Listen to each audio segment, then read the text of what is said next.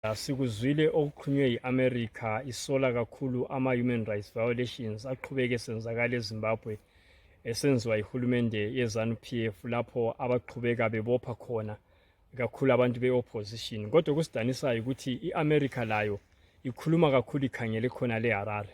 Ngapha kithi eMathebeleland koBulawayo ayikhulumi ngakho. Sinje nje ngikhuluma nje ngumuntu osekucatsheni kusukela mhla ka-10 March kwayonalinyanga.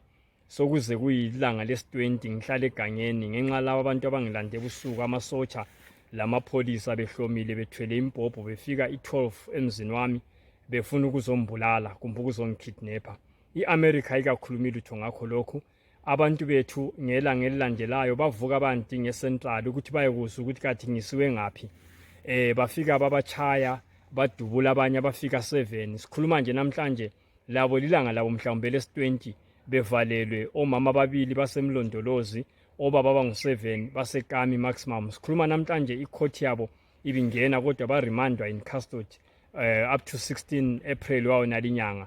Kanti kama lawyers ethu asazama ukuthi applyele ibail afayilile eHigh Court ngemande bamele idate lokuthi kube le bail hearing yona leyi. So ke ukukhuluma kweAmerica sithina ayikhangela iZimbabwe yonke ingenze ngani iZimbabwe iHarare ngoba isikhathi esiningi siyananzela kungenzakala into eHarare bayaphanga beact kodwa kungenzakala into ngapha eMathebeleland abazihluphi. Sabona la nxa kuchaya abantwana baseCountry Park bechaywa ngamapholisa kwakwenzakala esinye isiga futhi eHarare ngabona sesingesabo mamombe bona laba bakhetha bonke labo EU ukuthi bakhulume ngokweHarare bachiyo kwangapha koBulawayo. And lokhu kuyasikhumbuza ukuthi kwala ngesikhathi sombhuqazo we-genocide ka-1983 to 87 i-America labo Britain bathula abaze bakhuluma ngokubulawa kwabantu okwakusenzakala lapha. Kuthi ukuthi into le bayiqhubeka ngo-2011 uCharles Ray uformer ambassador we-US wayekhona apha koBulawayo esithi yena i-United States of America was too busy to look into Gugurawundi.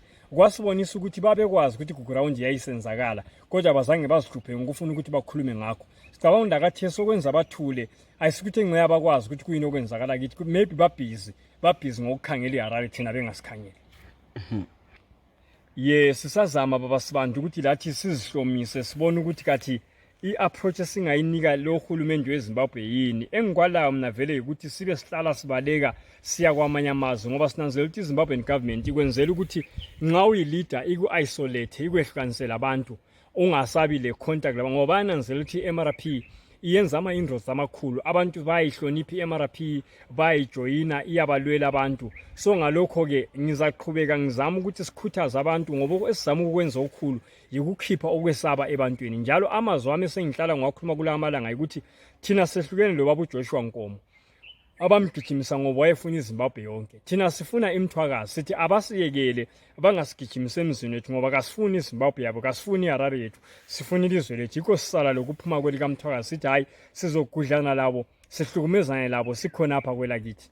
Uthini kuzulu khathesi ungakahambi uthini abakulalele njalo segangeni kunje abalaleli bathini? Kuzulu ngithi asiqineni sime isibindi. Ngihlala ngisithi ukuthi umzabalazo wethu uspiritually impi yethu esiyilwayo asoyezandla asoyembhobho asoyezintonga yimpi yakomoya. Amathonga kithi wonke azasilwela bangacabanga ukuthi bazasibopha basihlukumeze basibulale kodwa abasoze bawuhlungumeze umoya osuvunguza kwelikaMthwakazi. Abasoze bawuhlukumeze umoya wabantu bonke abawubulala ngeGugurawundi okwedlula abantu abangu-40,000 sebezilwela kathesi. Njalo ngithi siyabonga ukuthi sisekelo liqhubeka lisinika lona kulabo ababotshiweyo libakhuthaza libathandazela.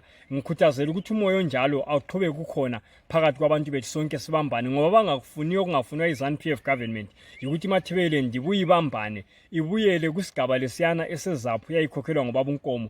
Bafisa ukuthi sihlale sihlakazekile sigijime sibe ngoditisi babo sibe ngodeputy babo bona besikhithizele imvutho etafuleni.